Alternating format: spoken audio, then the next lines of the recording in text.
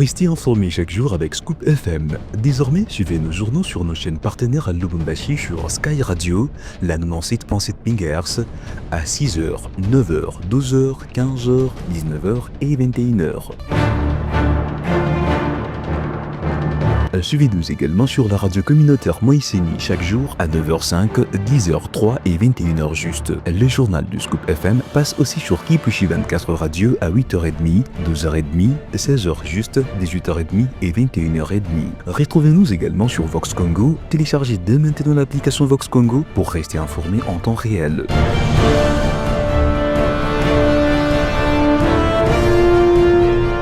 Scoop FM, suivez-nous sur notre page Facebook et sur notre chaîne YouTube pour tout savoir sur l'actualité locale, provinciale, nationale et internationale. Scoop FM, la neutralité réelle. La neutralité réelle.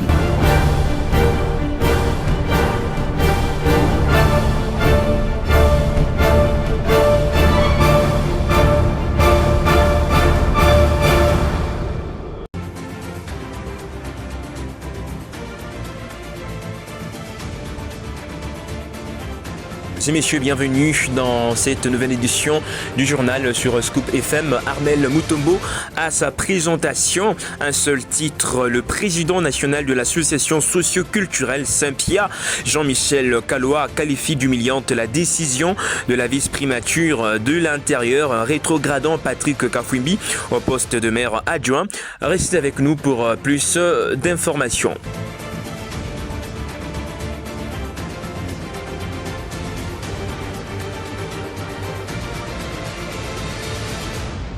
Mesdames et messieurs, encore une fois, bienvenue dans cette nouvelle édition du journal sur Scoop FM. Ouvrant ce journal par cette information au cours d'une communication conjointe le lundi 27 octobre par Obama Minaku, vice-président du PPRD, et Emmanuel Ramazani Chadari, secrétaire permanent du dit parti, dénonce une dictature du régime Tshisekedi. On l'écoute dans cet extrait choisi par Gracia Akilimali. Tribunal de grande instance de la Gombe. Ça nous surprend. Nous pensons que le pouvoir actuel a perdu le pédale. Le pouvoir actuel, il est perdu. Parce que le pouvoir actuel va de l'illégalité en illégalité. Aucune procédure n'est respectée dans tout ce qu'ils font. Étant donné que tout ne respecte pas les prescrits, et comme le pouvoir est aux abois, cette suspension, la deuxième, illégale, et on ne connaît même pas l'arrêté, on n'a pas vu l'arrêté. Si elle existe, je dis bien si elle existe, la suspension là, cette suspension n'engage pas le PPRD. Cette suspension ne concerne pas le PPRD. Ça doit être mis dans le domaine de fake news. Sinon, la dictature de Tshisekedi est au comble. Et personne ne peut plus croire à ces décisions-là d'acharnement contre le PPRD qui, je pense, il fait peur aujourd'hui face comme force politique. Mais ils ont dit que le PPRD n'existait plus. Mais alors, on suspend quoi? Le PPRD n'existe plus. C'est ce qu'ils racontent. Mais maintenant, on suspend quoi? Nous disons que nos activités continuent dans le strict respect des lois de la République et de la Constitution. Le reste, c'est de la provocation. Le reste est lié aux échecs de la mauvaise gestion qui est corollaire de leur incompétence notoire. PPD, viva! Viva! Vive la République, je vous remercie. Et puis toujours dans l'actualité, le ministre des Finances, Doudou Fouamba, a lancé les travaux de la mission du FMI consacrée à la deuxième revue du programme FEC en présence du chef de mission, Caliste Orkposi, et des membres de la 3K politique. Cette étape cruciale vise à évaluer les réformes économiques engagées par le gouvernement congolais en vue du décaissement d'un appui budgétaire de plus de 200 millions de dollars et d'un soutien à la balance des paiements estimée à 125 millions de dollars. Suivez. Cette réunion, c'est la suite des discussions qui ont commencé à Washington dans le cadre des assemblées annuelles du Fonds monétaire de la Banque mondiale. Déjà, Son Excellence, Monsieur le ministre des Finances, qui a conduit la délégation de la RDC, a eu les premiers entretiens avec la mission du Fonds monétaire international et qui est arrivée au pays pour poursuivre les discussions dans le cadre de la deuxième revue du programme. Cette mission a commencé par Lubumbashi pour s'imprégner du fonctionnement du secteur minier qui compte pour beaucoup dans le cadre de notre économie et surtout des recettes de l'État.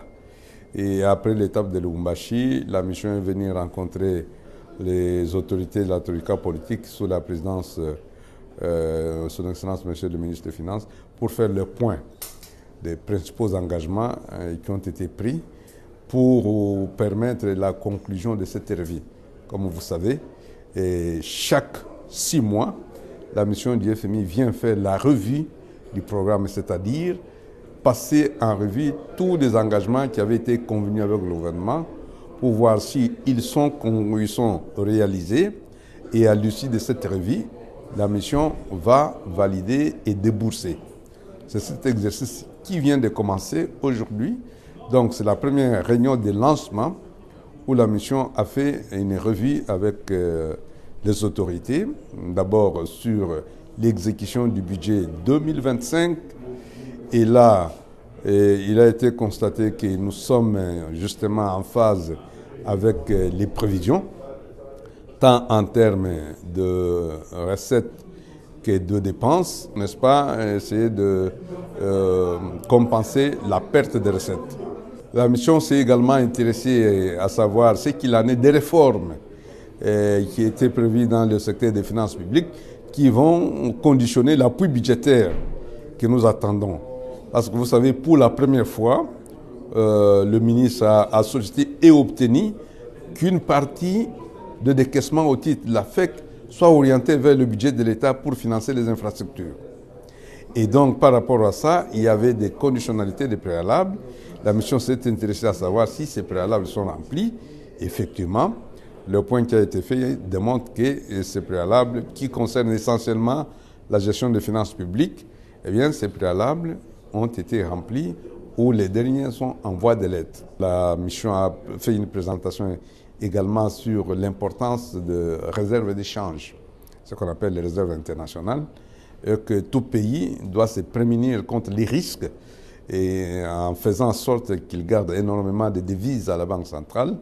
Et la moyenne est tolérée pour les pays en développement comme nous est de 3 mois de couverture d'importation. Nous, la RDC, on est à peu près à 2,9 mois de couverture d'importation. Et donc, nous sommes dans le bon, mais il nous encourage encore à aller davantage. Et enfin, la mission a fait une présentation sur la gestion de la dette intérieure.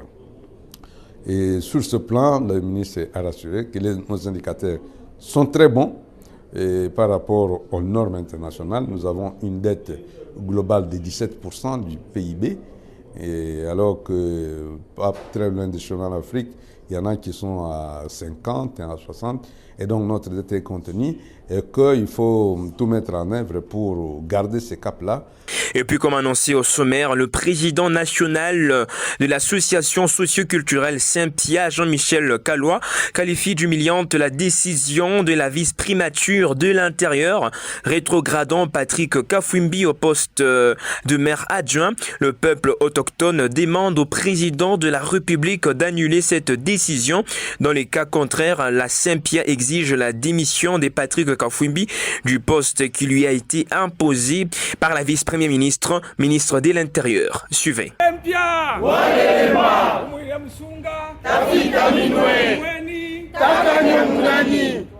Message d'indignation de l'association socioculturelle Saint-Pierre. L'association socioculturelle Saint-Pierre dénonce la décision du vice-premier ministre, ministre de l'Intérieur et décentralisation, dégradant M. Patrick Kafwimbi, maire d'intérim de la ville de Lubumbashi, au profit de son adjointe Joyce Tunda Kazadi. L'association socioculturelle Saint-Pierre qualifie cet acte d'humiliation directe envers le peuple autochtone que nous sommes, dont M. Kafwimbi est issu. De ce qui précède, Saint-Pierre condamne avec véhémence cette attitude d'exclusion des autochtones dont nous sommes victimes depuis le début de cette mandature. De ce fait, nous mettons en parallèle cet incident avec d'autres décisions récentes favorisant des non-originaires du Haut-Katanga à des postes stratégiques au grand mépris des peuples autochtones. Par ailleurs, l'association socio-culturelle Sempia rappelle que M. Patrick Afouimbi est membre de la formation politique présidentielle IDPS Tshisekedi et a donc droit de jouir aux avantages y afférents. Excellence, Monsieur le Président de la République, en cas de la non-réparation de ces préjudices, nous demandons solennellement à M. Kafouimbi de présenter sa démission pour préserver son honneur et celle de sa communauté en tant que propriétaire terrien de l'espace Haut-Katanga. En conséquence, nous alertons M. le Président de la République et chef de l'État sur les risques élevés de conflits découlant de cette situation, tout en vous affirmant que l'hospitalité des Haut-Katangaises ne doit pas être interprétée comme une faiblesse, car dit-on qu'il n'y a jamais eu de petits peuples chez soi, ni de grands peuples chez autrui. Il est crucial, Monsieur le Président de la République et chef de l'État, en votre qualité de garant de la paix et du bon fonctionnement des institutions, d'examiner la légalité de cette décision administrative, tout en adressant les préoccupations équilibrées, d'équilibre ethnique et d'équilibre territorial soulevées. Que vive l'association socio-culturelle Sempia, que vivent les autochtones, que vivent les Haut-Katanga, Umwine Musunga, Mweni, Sempia. Mesdames et messieurs, avant de mettre un terme à ce journal, place à la revue des presses. Bienvenue à tous dans cette revue de presse. Bonjour, nous l'ouvrons par ces titres de Radio Okapi.net. Les activités du PPRD suspendues en RDC. Les activités du Parti du Peuple pour la Reconstruction et la Démocratie, formation politique de l'ancien président Joseph Kabila, sont officiellement suspendues en République démocratique du Congo. Une notification du tribunal de grande instance de Kinshasa-Gombe adressée ce lundi 27 octobre au secrétaire permanent du parti confirme la mesure. Selon les documents, cette suspension découle d'un arrêté signé le 18 octobre par le vice-premier ministre de l'Intérieur et Sécurité. Ces derniers reprochent au PPRD une complicité avec la rébellion du FCM23 active dans l'est du pays. Une première décision similaire avait déjà été annoncée en avril dernier, mais elle avait été vivement contestée par le parti. Une réaction virulente du PPRD. Ferdinand Kambé, secrétaire permanent adjoint du PPRD, rejette catégoriquement cette mesure qu'il qualifie d'illégale et politiquement motivée, a-t-on lu sur ses médias en ligne.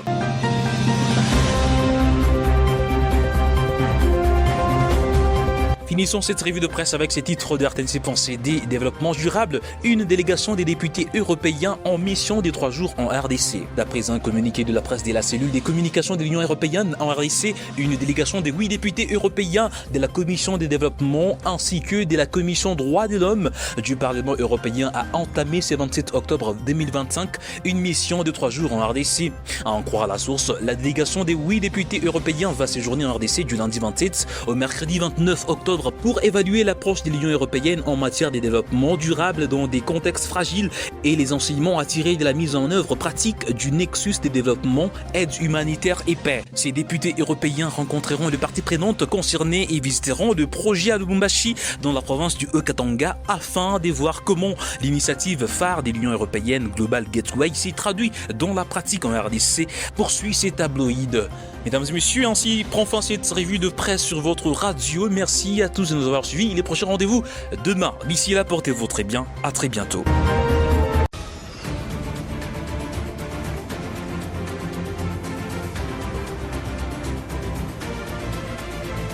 Merci de nous avoir suivis. C'était Armel Mutombo à la présentation de ces journaux. Merci à toute l'équipe de Scoop FM. On se donne rendez-vous très prochainement et à très vite.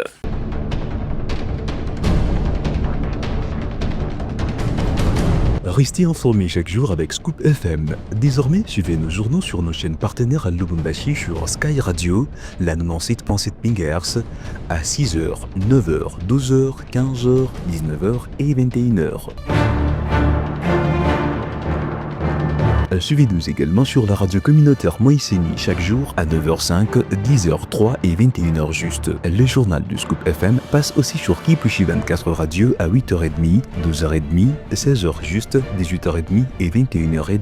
Retrouvez-nous également sur Vox Congo. Téléchargez dès maintenant l'application Vox Congo pour rester informé en temps réel.